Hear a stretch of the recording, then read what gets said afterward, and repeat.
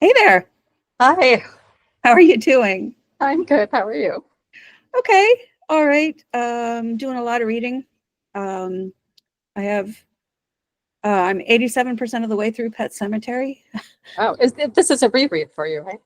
Well, I'm not sure. If it is, I read it so long ago that I only remember like little snippets Yeah. and I don't remember the end. So it might as well be I'm from very curious what you think about the end when you get there. well, I read the intro where he said like it it sat in a drawer for a long time because he horrified himself with it. And I'm like, yeah, and there are parts of this book, and I'm just like, no, don't. But anyway, how's your week been? It has been good. I'm on my on the last book of my Murderbot reread, Oh, okay. and then it's like almost a year before the next one comes out. Ah, so you have time to reread them again. Exactly. But the TV series has been renewed for season 2, so I'm happy about Okay, okay.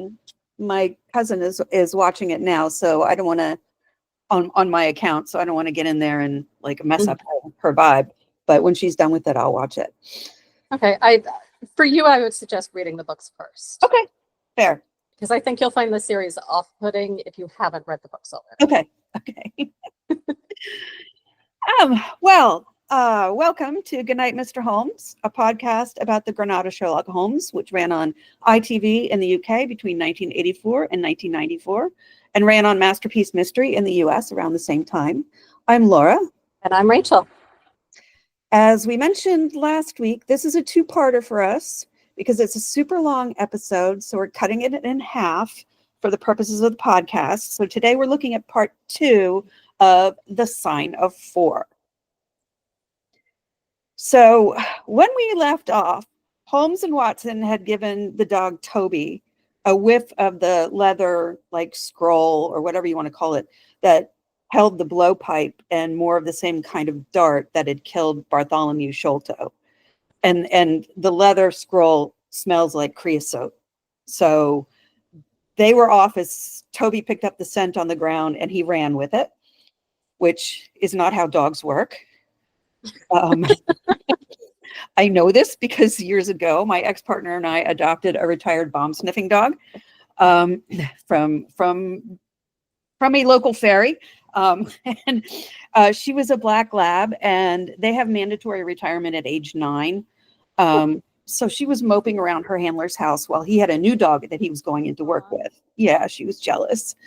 So we wanted to keep things exciting for her. So for a while, we planting bombs in places. Yeah, we kept up her training. And it's not as simple as smell this thing and go find something like it. There are all the kinds of factors that go into how a dog uses its nose, the wind, conflicting smells, and all kinds of things like that. Yeah, we would have her go around to the kitchen cabinets and, saying, seek, seek, seek. And, and we would plant something that did smell like what she was looking for. Like, in one of the cabinets or drawers or something. But for the purposes of movies and TV, let's ignore all of that and just run behind the dog through the city and towards the River Thames, which again, the Thames is 6 miles north of Upper Norwood. So they're running for a couple of hours. I plotted this all out on a map. Yeah.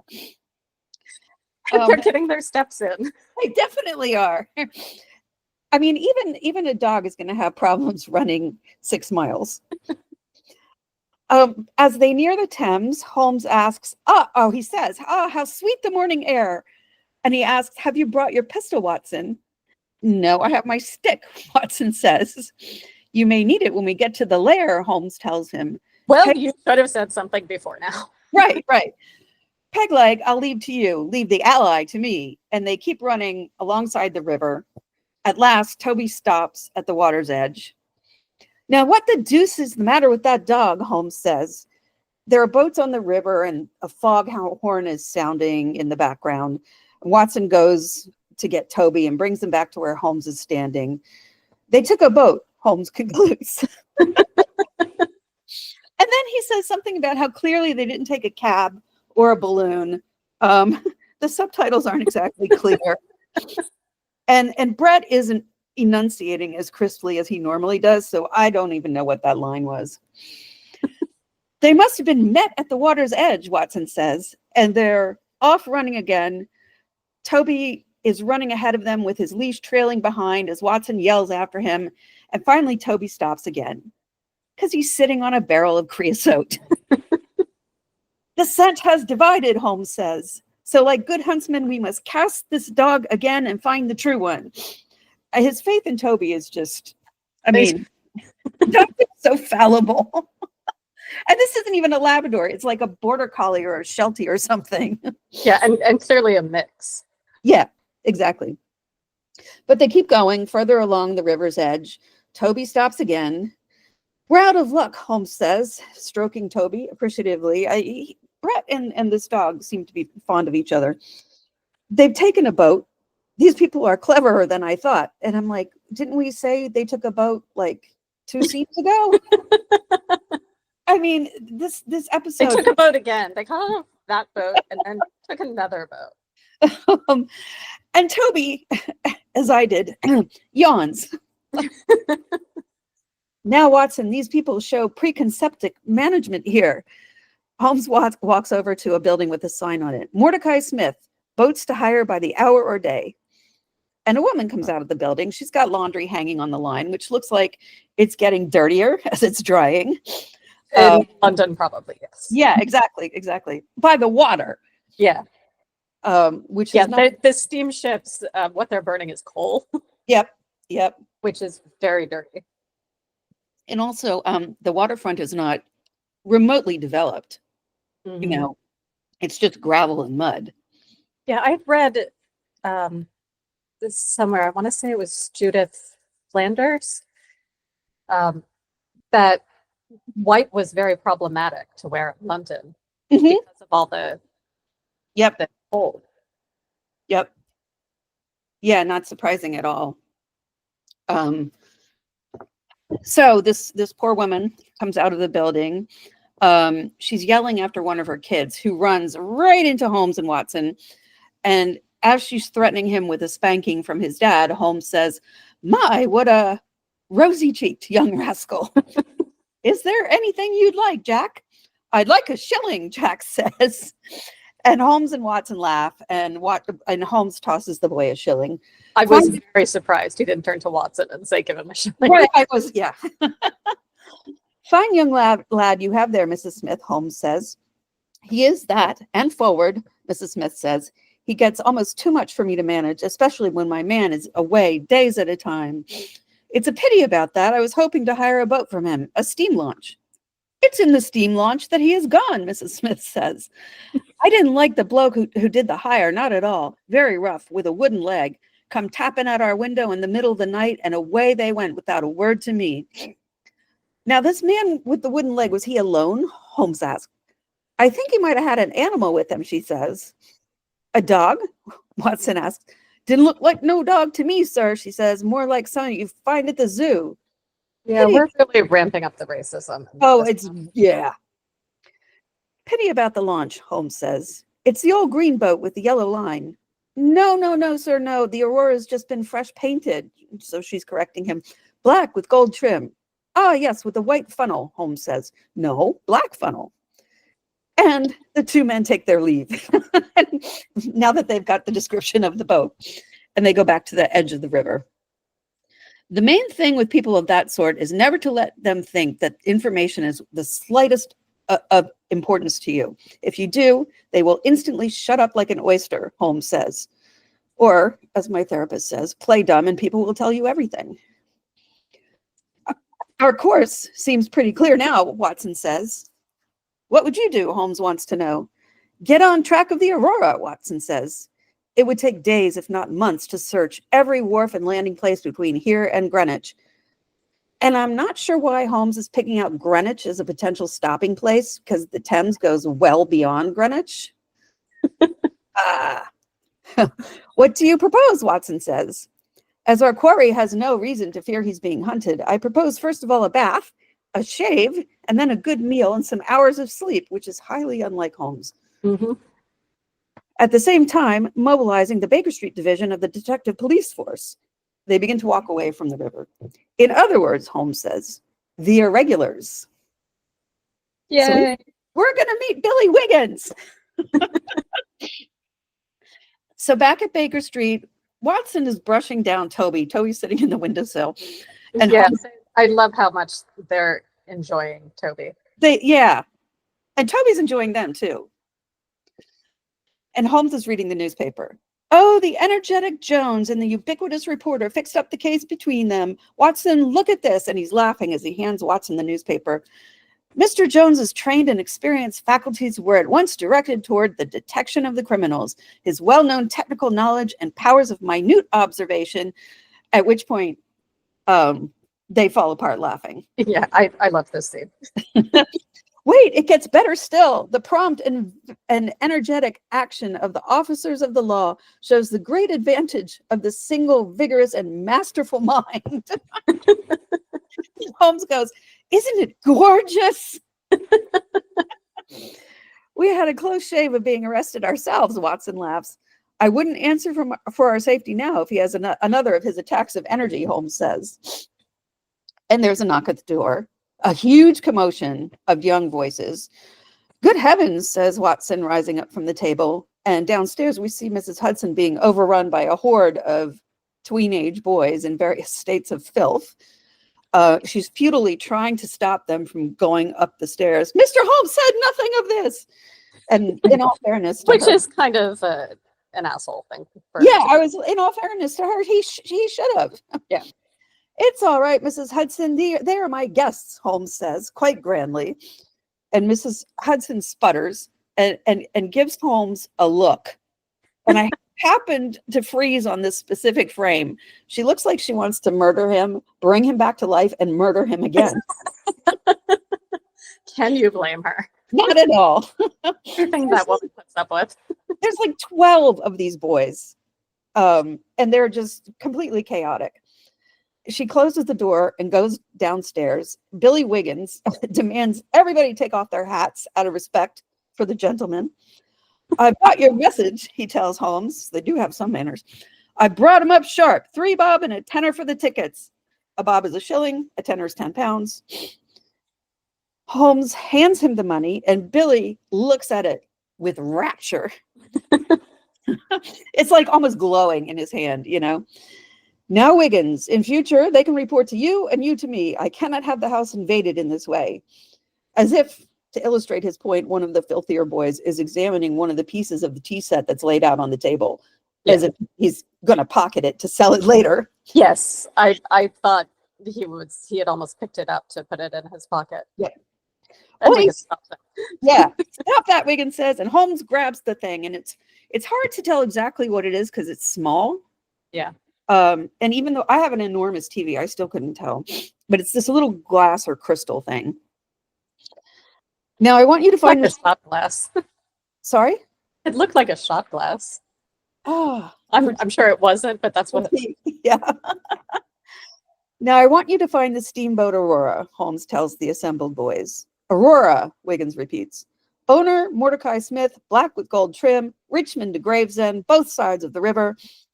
Okay, so again, on the map, it's a huge stretch. That's 31 miles. That's why Holmes didn't want to do it himself. Then 10 children to do it instead. Yeah, Wiggins is going to need the whole crew. Right, sir. How much, Wiggins says. Old scale of pay, a guinea to the boy who finds the boat. And all the boys. A guinea is about 164 pounds today. Good Lord. Wow. No, I'm like, okay, wow. Here is a day in advance. And Holmes tosses some coins onto the table, which are promptly grabbed up by approximately 1 million grubby hands. It's like hungry hippo on the tabletop. Then they race out the door, jumping over poor Toby, who's lying on the carpet. And they run down the stairs, overwhelming Mrs. Hudson yet again on their way out. Somebody's rent just got raised. And it probably wasn't the first time. No. If the launch is above water, the irregulars will find her, Holmes tells Watson. watching from the upstairs window. They can go everywhere, see everything. If our man had an easy task, this of ours ought to be. And he's laughing and taking a long drag on his pipe. Wooden-legged men are not so common, and this other man must be unique. So then we get to the racist part. We get to it. We've been in Yeah, it. yeah. Yeah, my note is Holmes reads some racism about the natives at the end of the list. Mm-hmm. A note to the story is that they're small and they use poison darts. Is what he reads. And he's also saying they're a fierce, morose, and intractable people, though capable of forming the most devoted friendships when their confidence has once been gained. I mean, all this is relevant to the story, but it's also terribly awful. Yeah. They've always been a terror to shipwrecked crews, braining the survivors with their stone-headed clubs or shooting them with, and here Holmes stops and looks up, with poisoned arrows. These massacres are usually concluded by a cannibal feast. Like, no.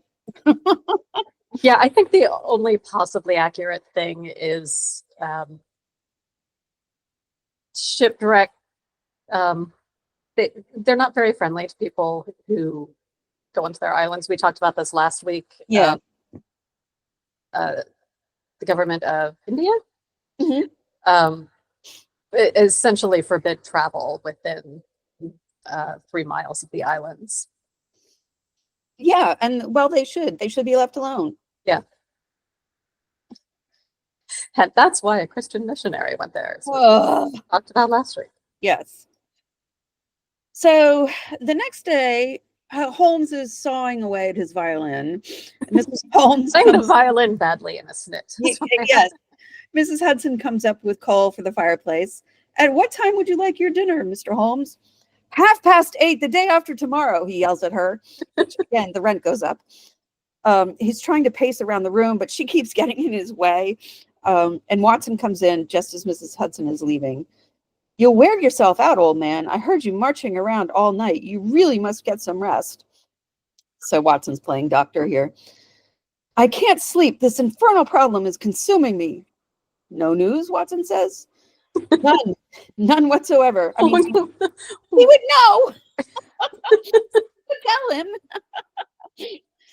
The whole river's been searched from both sides. Mrs. Smith has not heard from her husband. It's too much, Holmes complains, to be balked by some petty obstacle when all else has been overcome.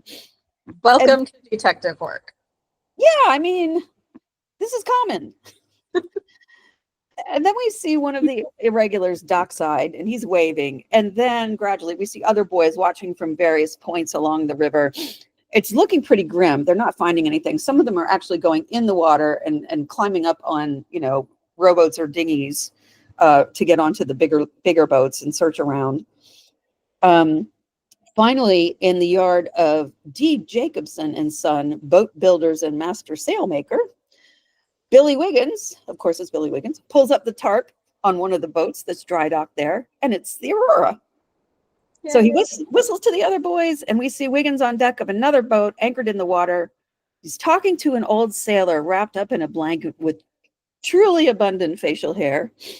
The sailor walks up to the man who's repairing the Aurora.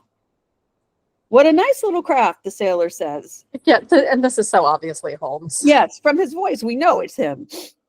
Aye, she's a good little boat, this, the repairman says. We built her right here in this yard. Fastest boat on the river. What's she in for, Holmes says. Repairs to her rudder. That's the order. I can't find anything amiss with it. I want her in the water by 6 o'clock tonight, fully coaled and steamed up. And that's Mr. Mordecai Smith yelling from across the boatyard. 6 o'clock sharp, mind, for 2 gentlemen that'll not be kept waiting. And Holmes backs away and disappears. Back at 221B, Inspector Jones is talking to Watson as Watson pours him a drink. It's this Norwood case, Doctor, Jones is saying. I've had a great deal to worry and try me, and this case is a very dark one, too. I should be most grateful for Mr. Holmes's help. Your friend is a wonderful man and not to be beat. Which is not what he was saying in the first half of the episode. Well, that was when he didn't think he needed Holmes's help. Right. You may be in for a long wait, Watson says, sitting down opposite him. I don't think so. Jones waves a piece of paper at him. Go to Baker Street at once. If I have not returned, wait for me. Jones is reading from the paper. I'm close on the track of the Sholto gang. Come with us tonight if you want to be in at the kill. Not melodramatic at all. Good. So he's on the scent again, Watson says. At this point, Holmes is still in disguise, comes into the building. He's coughing disgustingly. I mean, I don't know how you fake a cough this phlegmy. It's really gross. I don't want to know what he did. Yeah, right? He goes up the stairs, listening, as Jones says, he's been at fault too, has he? Even the best of us are thrown off sometimes. And he stops in the doorway, still coughing. Yes, Watson says. Sherlock Holmes? What is it? Watson says, rising up from his chair. Are you Mr. Sherlock Holmes? No, but I'm acting for him, Watson says. I've come about this right here. And Holmes pulls out a newspaper where presumably he's placed an advertisement. Well, if you have any information, you may give it to me, Watson says. There's a reward, Holmes growls. Is it about the steam launch, Aurora? Watson says. I'm telling no one but Sherlock Holmes, Holmes says. I'm like, why is he even doing this? And he starts to leave. Watson pulls him back into the apartment. I'm a police officer, Jones says. You look like one, growls Holmes. He's having way too much fun with this, and he pretends to panic, and he starts to leave. No, you will be recompensed for your loss of time, Watson says, stopping him. You will not have long to wait. Sit down. As Holmes... Even though he just told Jones it could be a while. Right. But no, yeah, and I mean, and Jones is telling him, oh, he asked me to meet me here at this time. So what's this? So as Holmes sits down... You think Watson would know by now? Yes. And Watson strides to the mantelpiece and says, cigar, Mr. Jones. Holmes has got his back to them. Oh, thank you very much, Jones says, and Holmes is continuing to cough. As I was saying, Doctor, I consider your friend Mr. Sherlock Holmes as a man not to be beat. He would have made a most promising police officer. I don't care who knows it, with a little more discipline and a lot less theory. And Holmes is taking off his disguise. And he turns around and says, you might offer me one, meaning a cigar. And he's raising his hand in this kind of ta-da motion. Yay! You rogue, exclaims Jones, jumping up. You would have made an actor and a rare one. You have a proper workman's cough. Which is horrifying when you think about that. I know. Like, that's a trademark? Oh, my God. Yeah. And those weak legs of yours, they're worth 10 pounds each. A police officer, I'm flattered, Holmes says. Jones, I shall need a police launch at the Westminster steps. And that is the steps going down to the Thames from the Westminster Bridge. The fastest you have, 2 stout men, yourself, myself, Watson, all of us armed. That is easily arranged. I will telephone the local station, Jones says. And then we're at Westminster Palace. Parliament's in the background. Big Ben is there. We go to the tower, Holmes is telling Jones and Watson, stop opposite Jacobson's yard. The tower is 2 miles away from Westminster, by the way. They begin walking towards the police launch, which is whistling. It's got its steam engine going. How did you find the Aurora, then, Watson wants to know.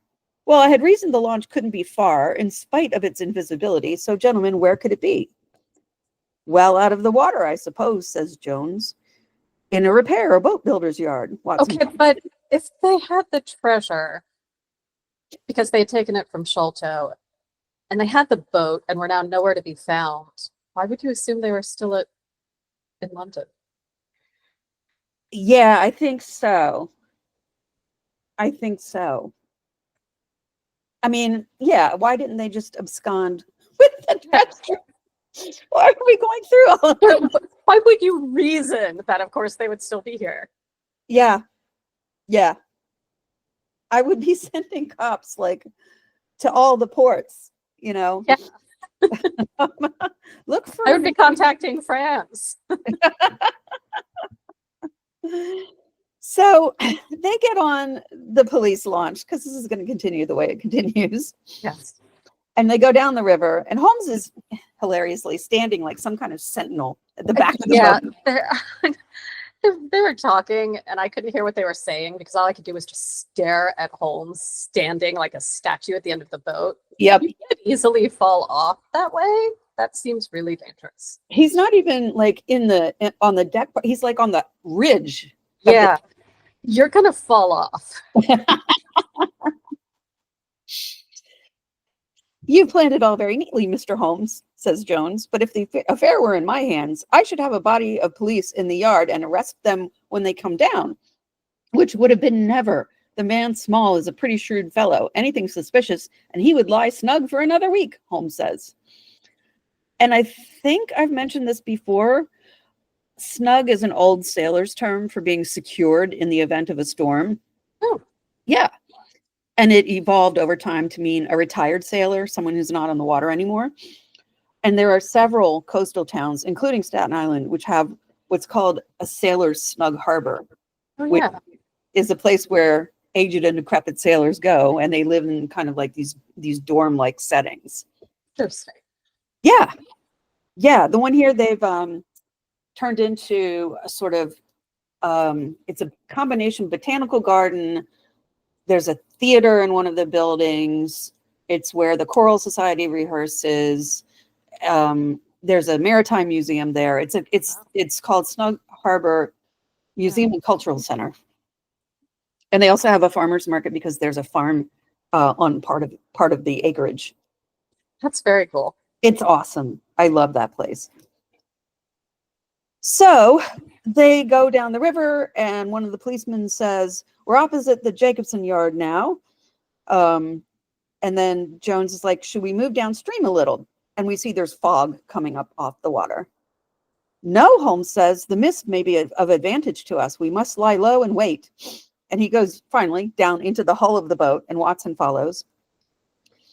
Eventually, Wiggins gives a whistle and waves some white rags.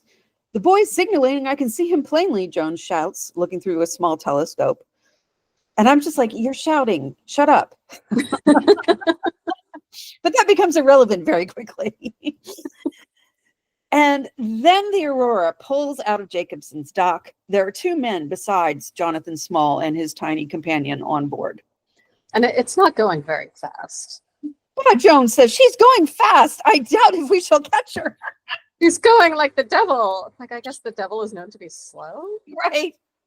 "You must catch her," Holmes says, and he races to the prow of the boat.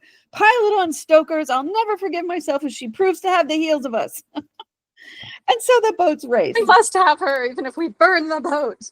Yes. The other cops, I'm sure, like, wait, what? You're going to be paying for it if we destroy this boat? And swimming. So, yes, the boats are racing very slowly. Slowly enough that it's now full night. Yes, exactly. So Jones is shining a floodlight on the Aurora. So there's no secrecy here. Everybody knows what's going on. Holmes is standing with his back against the smokestack of the police launch. Which is pouring steam. It's hot.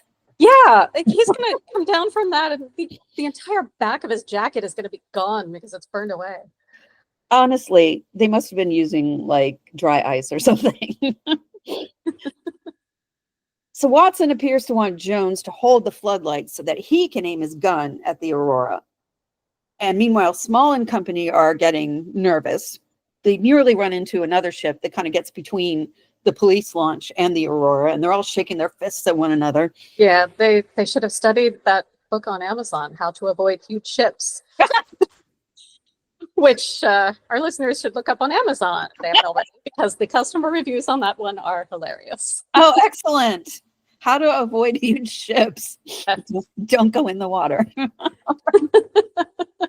I will say sometimes taking the ferry, if I've got an appointment in the city, if there's a like a cargo ship, which there are many of, coming through, the ferry will be delayed waiting for the ship to cross, basically. And so it knows how to avoid huge ships. Yes. And I have very occasionally missed the first act of whatever play I'm going to because of stuff like that. "What is happening on that boat?" Holmes says. bringing the telescope up. So I guess he snatched that away from Jones. They're fighting amongst themselves. And It looks like Inspector Morse is wrestling with a fur coat. yes. So Small, and I couldn't understand this. He puts out his leg, like the wooden one, and he stares back at Holmes.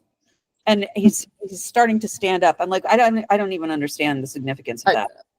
It's just weird posture. You can rot in hell, Small yells at them, by the sign of 4. And he's doing cheerleader motions with his arms. Yes. And I mean, appropriately, Jones has a megaphone and he's yelling at them to stop. Watson pulls out his gun. And at that point, the little man raises up his head. And we see someone in blackface. Oh, This is so bad, you guys. he's meant to look very fierce and he's growling like an animal, which is horrible. It's awful. I was so horrified by this portrayal. And just for the record, his name is Tonga, because of course. Mhm. So Tonga pulls out a blowpipe, which, again, I was like, does he carry an infinite supply of them? Because Holmes has his toolkit. And he shoots a dart, and it lands in Holmes' big knitted scarf.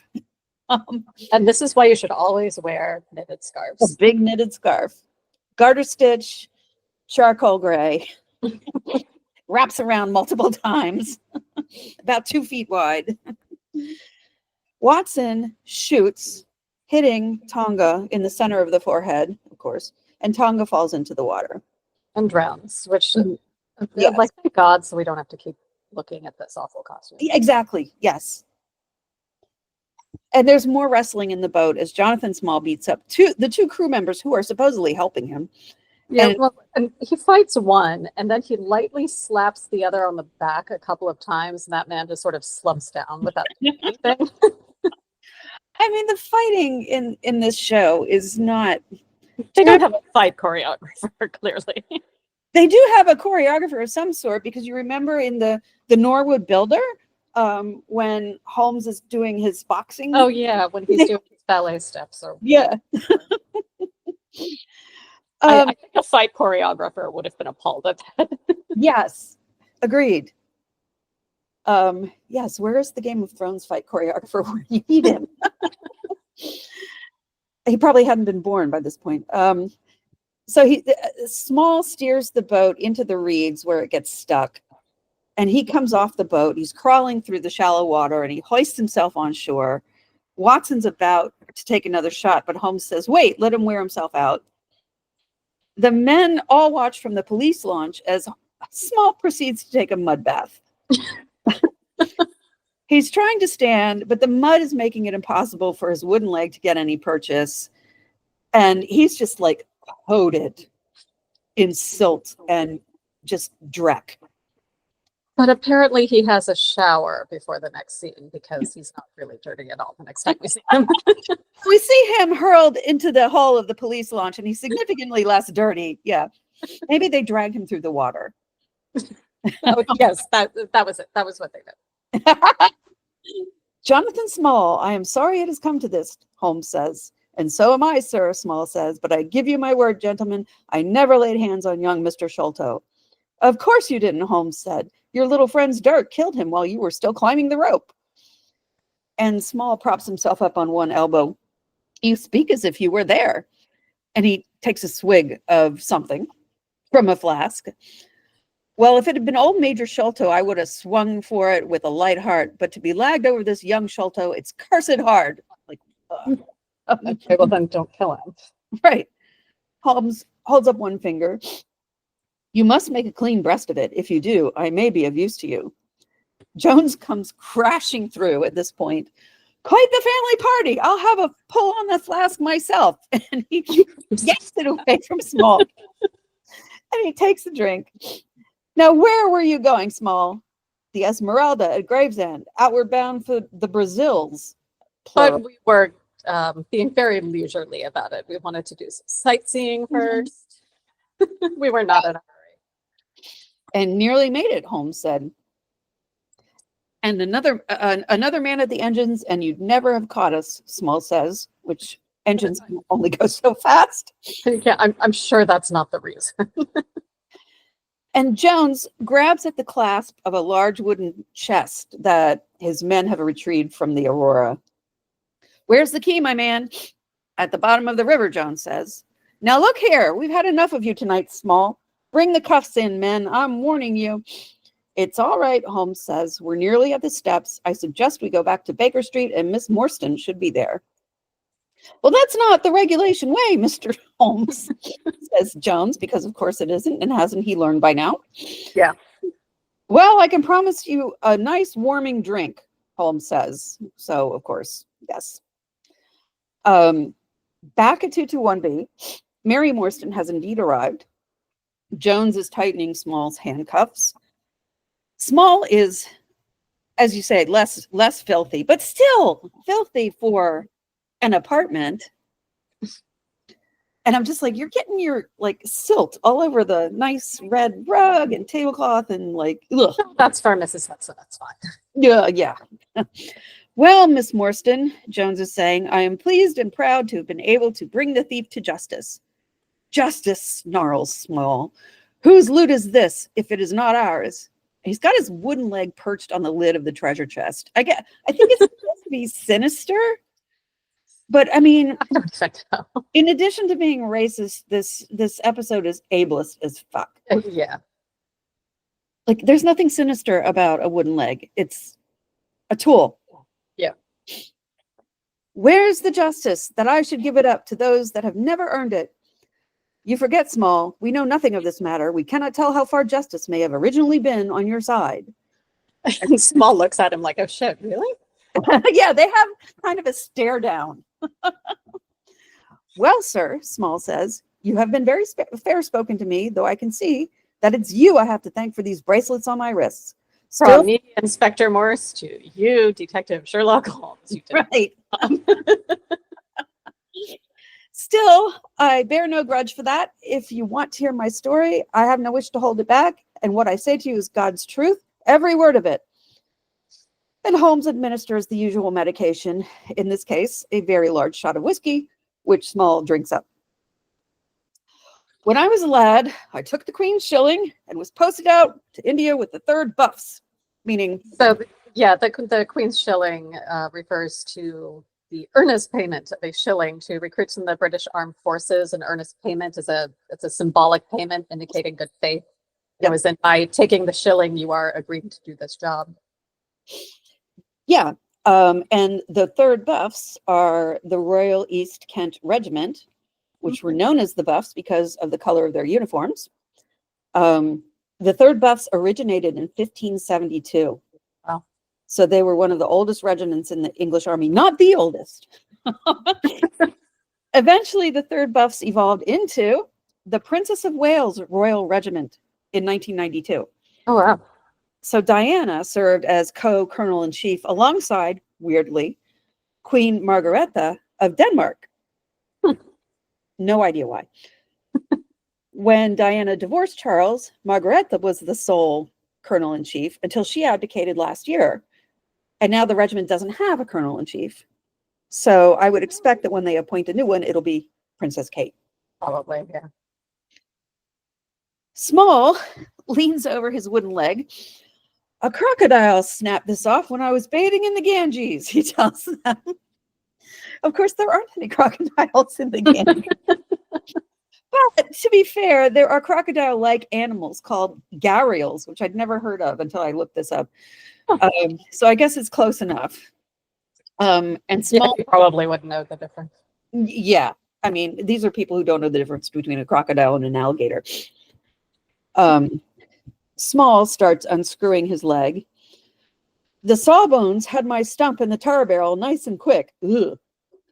When I was young and strong, I got my discharge, and this fella, and Small holds up the leg, the stick part of the leg. It's been a good support to me. So there I was, a cripple at 20, but I liked it out there. So I found myself a job as an overseer on an indigo farm. And indigo planting was started in Bengal by a Frenchman in the 1770s. Oh, So really? Yeah, when India came under the rule of the East India Company, Yeah. indigo farming became very profitable. So, it's the East India Company, and they did what you would expect them to do. And they forced farmers to plant indigo in place of food crops.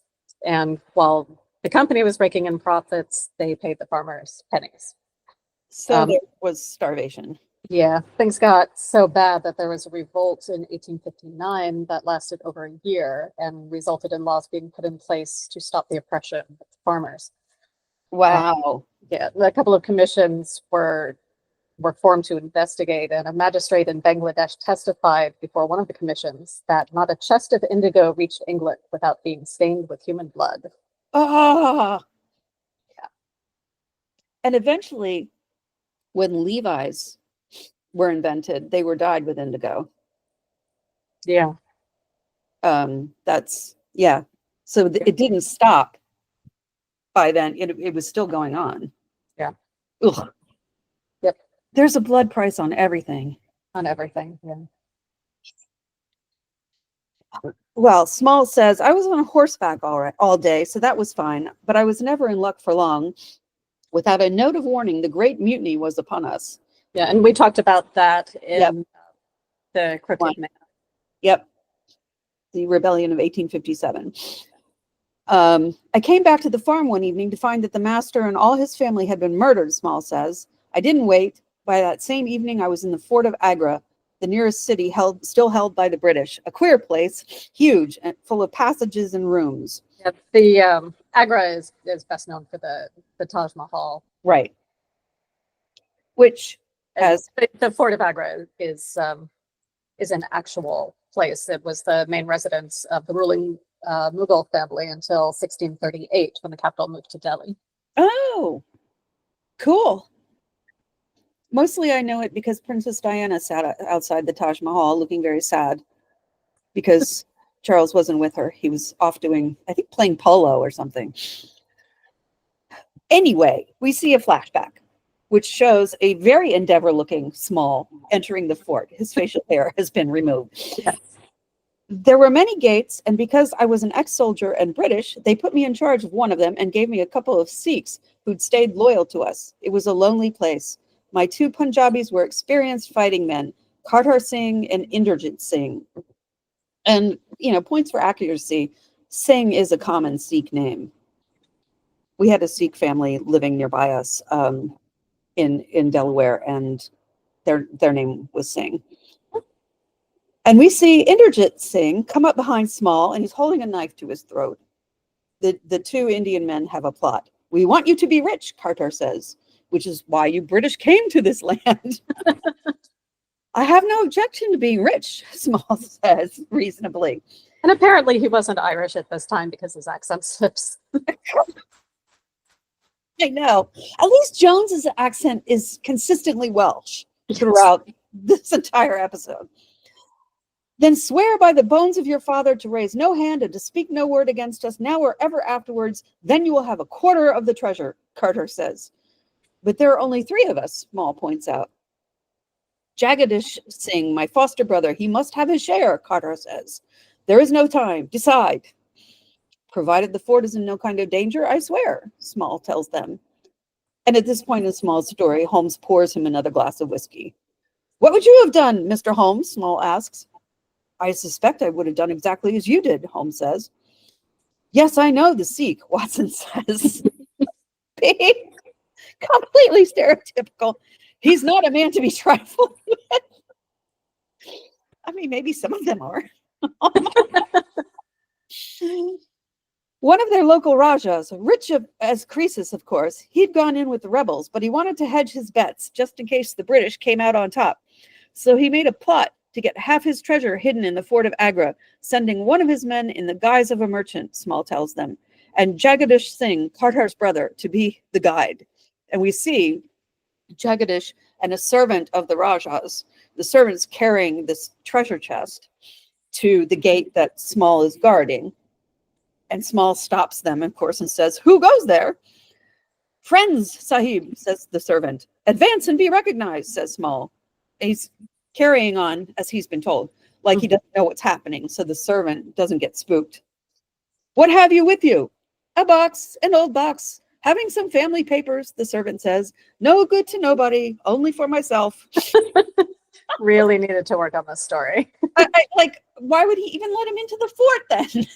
If they're no good to anybody, go back home. Jagadish goes to talk with his brothers. The servant approaches Small. I am no ordinary beggar. You will have money, and the governor also. Take him to the main guard room, Small shouts, and the Singhs apprehend the servant and hustle him inside. Never was a man more compassed round with death, Small tells Holmes. The servant is screaming, and the Singh brothers are chasing him through the fort, and he trips over Small's wooden leg, and he falls down, and Jagadish kills him. If that man had escaped, the whole affair would have come out. I should have been shot, most like. Which of you would have held back his musket? And the Singhs are debating what to do with the body. And Small makes them bury the man, which is not what, you know. According to Holmes. Well, but, you know, What in the Hindu faith back then, you had to burn them. That was a requirement. So Small is basically enforcing his, I guess, sense of Christian sensibility. Yeah, exactly. Yep. Then we turn to the box. This box. Inside were more gems than I could have dreamed of. 143 diamonds of the first water, including the Great Mogul, the second largest stone in existence. And I noticed it's cut. It's this big glass piece, but it's cut to look like the Koh-i-Noor diamond. Oh. Yeah, which is supposedly in the Queen's crown, but she chose not to include the Koh-i-Noor during the coronation because it was going to piss people off. Probably. She got another big gem instead. I mean, they're going to be pissed off anyway, but. Right. Small goes on listing the quantities of emeralds, rubies, agates, and we see the brothers tossing coins and jewels into the air gleefully. Carbuncles, although none of them were blue. Right, yes. Jagadish was right, Holmes says, burying the body as you did. Would you not say so, Watson? Yes, indeed, Watson says. A body not burned in India is soon discovered, which back in the day, unless you were a Muslim, was true. So you and your 3 companions were found guilty and sent away for life to the penal colony in the Andaman Islands, Holmes says. Blair Island, Hopetown, never was a place worse named. And Small is trying to light a cigarette. His hands are still cuffed, so Holmes holds the match. And in this flashback, we see Small in something like a stone quarry. Overseers are beating the workers who fall down from exhaustion. It was a place that will help. Right, of course, yes. A place to sweat, a place to rot, a place to die. And I sweated there year after year until your father arrived, Miss Morstan. And then we see Morstan yelling at the overseer to stop beating the white prisoner. Yeah, I guess if he was a native, it would have been fine. It clearly, yes. He gave me a nice cushy billet at the dispensary. He was as good and kind a Christian gentleman as I ever come across. I hold no grudge against him or you, miss. And Mary says, well, thank you. After a very long pause. Well, as I sat there thinking about the treasure, I could see all the officers and the prison officials at their drinking and their gambling. Major Sholto never had much luck. Night after night, he was the loser. Some people are born like that. And again, I mean, this isn't the first time this, I was reminded of this in the course of this series, but shades of Lord Lucan here, who was the gambling addicted Earl who accidentally killed his children's nanny instead of his wife, who then disappeared forever and was declared dead in 1999. It's all up with me, Morstan, we see Sholto saying. I'm ruined. I shall have to send in my papers. Small is under a nearby tree, smoking and listening in on this conversation. I don't suppose you can manage a couple hundred, eh? I've had a pretty nasty face of it myself, Morstan tells Sholto, and I've got a daughter back home to support. And I've got 2 wretched sons, Sholto says, who look like Wallace Shawn. So, says Holmes, you decided to approach your benefactor, Captain Morstan. He was often in the dispensary, Small says. The tropical climate didn't agree with him. His heart was weak and his blood was all poisoned, which is a scientific diagnosis. Knowing he would wish to share any arrangement with his friend, Major Sholto, Holmes says. Yes, sir, it seemed the safest way. And then we see Morstan and Sholto in their dress uniforms in some kind of conservatory, drinking whiskey, and Small is in a chair nearby. I need a partner, Small tells them. Well, says Morstan, I'm sure Major Sholto and myself would like to help you if we could. We could at least talk about it. That is, of course, if we can agree to terms, Sholto says. There's only one bargain a man in my position can make, Small says. In exchange for my freedom and that of my 3 companions, who you are currently beating in the stone quarry because they are not white, we shall give you a 5th share to divide between you. A 5th, says Sholto. That isn't very much. 50,000 at the least, Small says. All we need is a boat and some provisions. There are plenty of little yachts and yawls in Calcutta or Madras, well enough to serve our purpose. If only there was just the one of you, Sholto says. None, yells Small, jumping up from his chair, and his face looks absolutely thunderous. None or all. We have sworn it. The 4 of us must always act together. Morstan grabs Sholto, telling him to calm down, and he takes him outside. Small is a man of his word. He will not abandon his friends. I think we may very well trust him.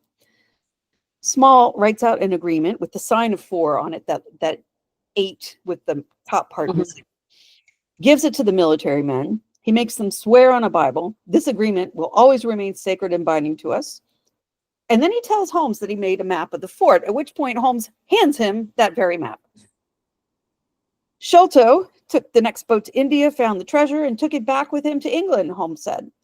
Yes, when we heard the news, Captain Morstan was as angry as I was. He swore to me he would go home and settle the matter with Sholto, and so he would if he had lived, but that was not to be.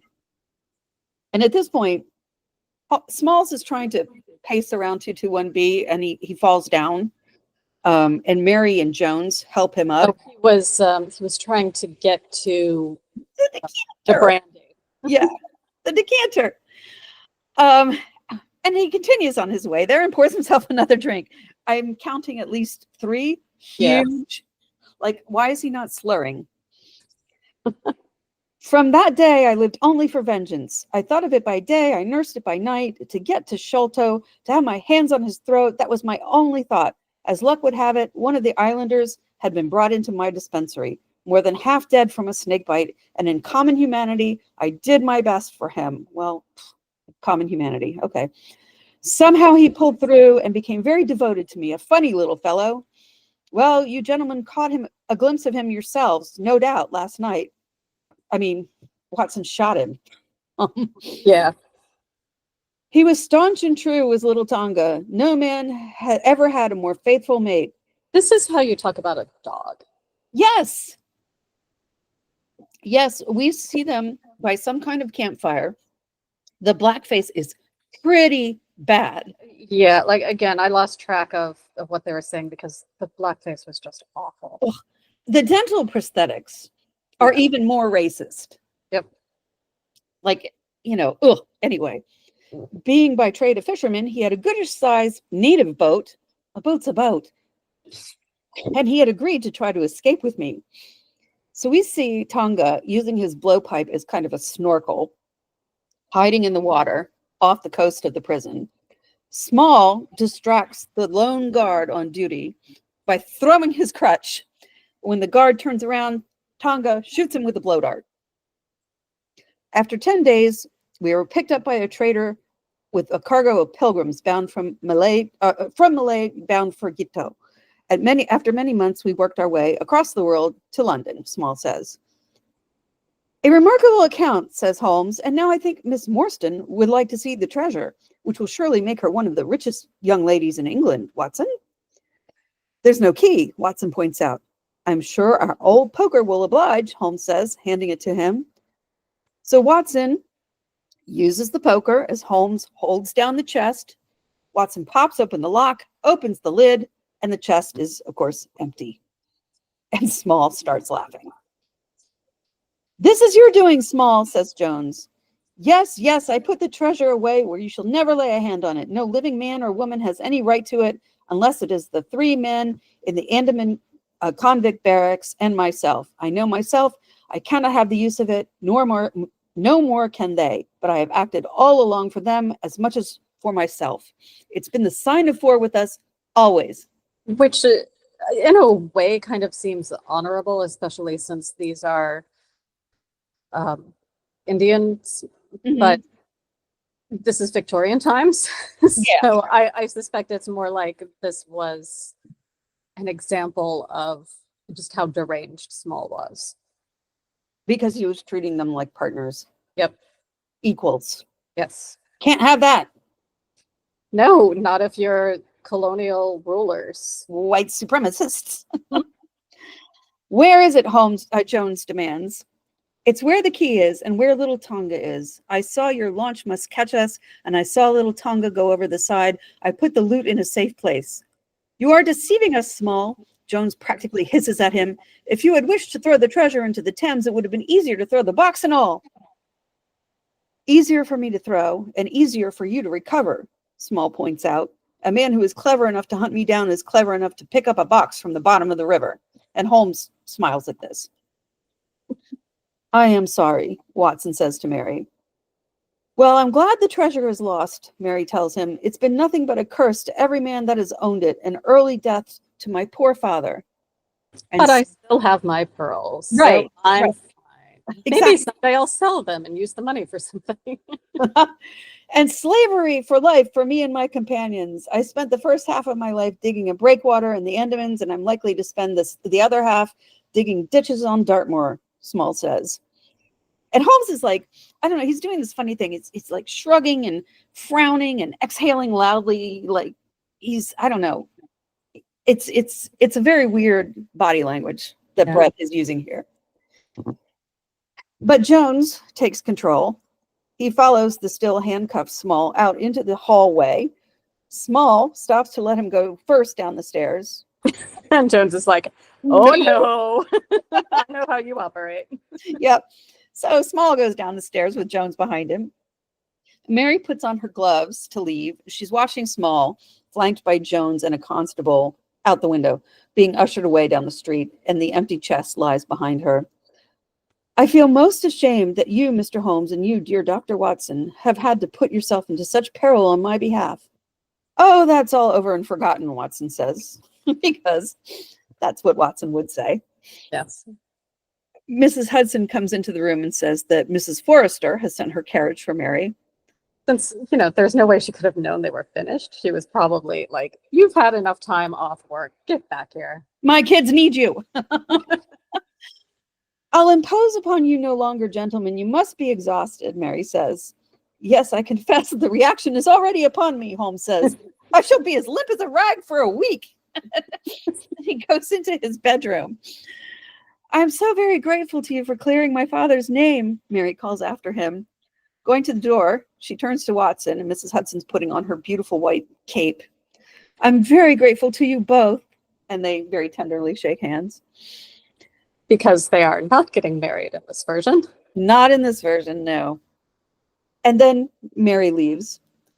Holmes sits on his bed with a book, dramatically, Yes. holding the book in front of him, glaring at it. Yeah, the book, he's holding it out like 2 feet away from his face. Mm-hmm. He looks a little bit like the thinker. It is not a relaxing pose for someone who claims he's as limp as a rag. Seems so unfair, Watson muses. You've done all the work in this business, and Athelney Jones gets all the credit. What remains for you? For me, the pleasure of having solved an interesting case almost single-handed, and for you, no doubt, the pleasure of writing it up in your usual flowery and romantic style.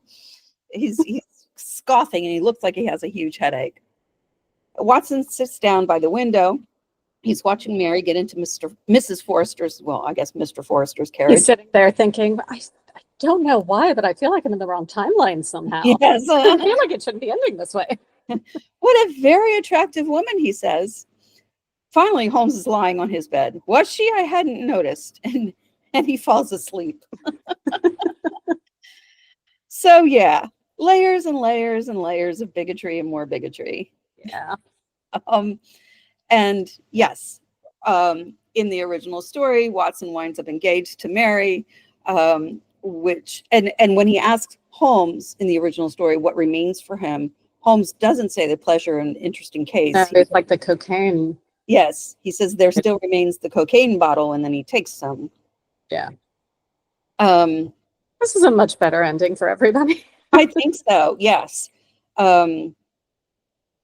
Both Brett and Hardwick, reading Bending the Willow, agreed that the idea of Watson marrying Mary was a mistake on Doyle's part. Oh, absolutely. I mean, you read that first group of short stories, and it's very clear that Doyle is frantically trying to come up with ways to get Watson back onto Baker Street. Yes, exactly. Which is why it's really frustrating when people who are adapting the stories have Watson get married. It's like, you're going to run into the same problem that Doyle had. Why are you doing this? There's a reason Doyle killed her off. I get that Mark Gatiss and Stephen Moffat wanted to see what Sherlock Holmes would be like at a wedding as the best man. And that's, I understand that. That's a big what if. And yeah, but you didn't have to do that with Watson. No. Maybe Reginald Musgrave got engaged. Or, Stanford. Yeah. Well, Stanford, it would have been Watson as the best man. Yeah, probably. Actually, you're right. Jeremy Brett said Watson was more in love with Holmes in a pure sense than he could have been with a woman. He wouldn't wanted to give up the excitement and the danger. Yep. And he also said if Watson had gone off and left Holmes for a woman, Holmes wouldn't know what to do with himself. He'd be stoned out of his mind every night. Which is pretty much what Doyle said in the story. Yes, exactly. The producer, Michael Cox, really loved this because it was released as a movie. He loved it so much that he arranged a special screening for some Sherlockians. Oh, yeah. One of whom was the author of Bending the Willow. They got to go inside 221B, the set, and they got to go on Baker Street, that set. And Jeremy Brett posed for photos with them, which is very sweet. Yeah. It was shortly after this that Brett, in one of his manic states, took shears to his hair and chopped it all off. Okay. Yeah. The way Edward Hardwick described it was Jeremy just got into one of his manic states. I hate Sherlock Holmes, etc. And one day he cut his hair in front of the mirror. He lopped bits off. I remember the first time I saw him after he had done it, we were both appearing at an 80th birthday tribute to Sir Laurence Olivier at the National. He turned up at the theater and I said, God, what have you done to your hair? It was patently obvious that it had not been cut by a barber. So there were bits sticking up all over. So the makeup department had a lot to do there. And I'm interested in seeing what his hair is like in subsequent episodes. Yeah. We're not watching them in the order that they were filmed in, but no. I'm sure it will become evident. Yeah, we're watching them in BritBox order. Yes, in BritBox order. Yes. Yeah. So, any more thoughts on this one? There's still something kind of captivating about this story, despite all the racism. Yeah. Yeah. Go ahead. Sorry. Oh, I mean, it's certainly better than A Study in Scarlet. Yes. Yeah, I think I said this last week. I remember watching the Ian Richardson adaptation when I was young, so I do have a certain fondness for this story, right? Despite all of its horrible drawbacks. Yes. I like the idea of, four inseparable people with something, that they're not going to give each other up, kind of thing. Yeah. I like that a lot, and it's kind of similar to Holmes and Watson's relationship in a lot of ways. That loyalty. Yeah. That's very appealing, and I like Toby. Yes. Toby is always a highlight. Well, it's like who was it? W.C. Fields who said never act alongside dogs are children. They're going to steal the show. Yes. I always like watching dogs in movies and TV shows, especially when they're supposed to be fierce dogs, because you can Yeah. almost always tell that the dog is having the time of its life. It is Yes, so their happy. tails are almost always wagging, even though Almost always. while they're because they know they're going to get a treat when they're done with the scene. They know they're doing a great job. Yes. I think probably the best dog was oh God, what's that? Midsummer Murders. The first detective, he had a dog that was very they trained it to be almost what's the word when anthropomorphic, where we assign human characteristics. Yeah. So this dog is like reflecting various moods, and it's the cutest thing. I mean, it's obvious that it's fake, but I just love watching it anyway.